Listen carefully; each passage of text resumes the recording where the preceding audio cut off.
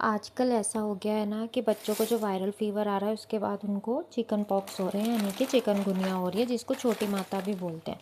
तो मेरे बच्चे के साथ भी ऐसा हो गया, मेरे बेटे के साथ ऐसा हो गया, जिसकी वजह से जो हमारी बर्थडे की प्लानिंग थी वो सारी की सारी कैंसिल हो गई और हमें घर में ही छोटा सा बर्थडे अपना मनाना पड़ा। तो यहाँ पर दोनों बच्चे मेरे आपस में एक्साइटेड थे कि केक कटिंग होगी।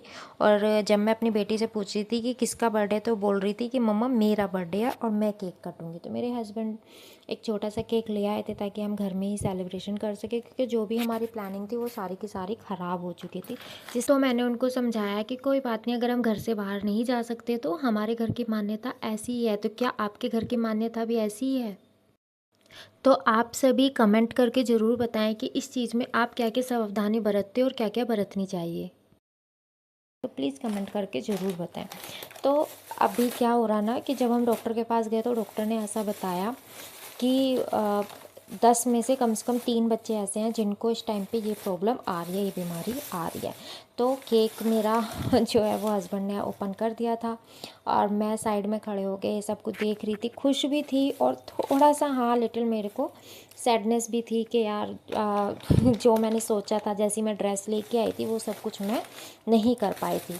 पर हाँ, इस चीज़ के लिए खुश भी थी कि चलो कोई बात नहीं, घर में ही सही, लेकिन हाँ मेरे बच्चे, मेरा परिवार, मेरे हस्बैंड एक सेलिब्रेशन छोटा सा कर तो रहे हैं ना। और मेरी बेटी की एक्साइटमेंट देखने वाली थी और मैं बता नहीं सकती कि वो कितनी खुश थी कि हाँ केक कटिंग होने वाली है। पापा को बोलती है अपने, पापा मेरे बाल तो ठीक कर दो, फ़ोटो अच्छे नहीं आएंगे। तो मेरे हस्बैंड ने मेरी बेटी का बाल ठीक करे और उसने अब बहुत अच्छे से करा ली। वो बोलती कि मेरे फ़ोटो अच्छे आने चाहिए। तो हमारा केक कटिंग स्टार्ट हो गया। मेरे हस्बैंड बोलते पहले कैंडल बुझाना और विश मांग के तब कैंडल बुझाना। तो सबसे पहले मैंने अपने फैमिली के लिए विश मांगी और उसके बाद मैंने कैंडल बुझाई।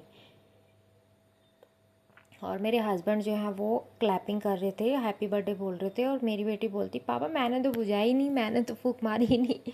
तो मेरे हस्बैंड ने उसको बताया कि नहीं मम्मा का बर्थडे है और तेरे बर्थडे पे तो बड़ा सा केक आया था। तो वो डिस्कशन जो है मेरे हस्बैंड में और मेरी बेटी में चल रहा था। तो फिर हमने केक कटिंग की और मेरा बेटा जो है वो नाइफ़ मांग रहा था और वो रो भी रहा था। तो मैंने उसको नाइफ़ दे दिया तो उसने सबसे पहले केक खाया। तो हमने सबसे पहले अपने लड्डू जी के लिए, यानी कि हम लड्डू गोपाल जी के लिए केक निकालते हैं, तो सबसे पहले हमने उनके लिए निकाला भोग का। तो हमने सबसे पहले उनको भोग लगाया, उसके बाद मेरे बेटे को और फिर लवी को और फिर मेरे हस्बैंड ने केक खाया। तो क्योंकि हम लोग एगलेस ही केक लेके आते हैं और मैक्सिमम टाइम यही होता है मेरे बर्थडे पे कि कुछ ना कुछ जो है वो प्लान एंड मौके पे मतलब कैंसिल ही हो जाता है, क्योंकि नॉर्मली जो मेरा बर्थडे पड़ता है वो श्राद्ध के टाइम पे ही पड़ता है। तो आज भी पहला श्राद्ध था, लेकिन फिर भी जो भी हमने सोचा समझा था वो हमने किया। तो मेरे हस्बैंड जी मेरे को तसल्ली दे रहे थे कि चल कोई बात नहीं, छोटा ही सही एक बर्थडे सेलिब्रेशन तो हो ही रहा है। तो यहाँ पे मैं मेरी बेटी बोल रही थी कि मम्मी आप मेरे हाथ से तो खाओ, तो मेरी बेटी मुझे केक खिला रही थी और फिर मैंने अपनी बेटी को केक खिलाया। और ये छोटे छोटे जो मोमेंट थे प्यारे थे, इमोशनल थे, क्योंकि मुझे अच्छा लग रहा था कि चलो कोई बात नहीं, छोटा ही सही लेकिन फैमिली के साथ एक सेलिब्रेशन तो हो गया और ये जो मोमेंट होते हमेशा के लिए कैप्चर हो गया। तो लाइक करें, शेयर करें, फॉलो करें।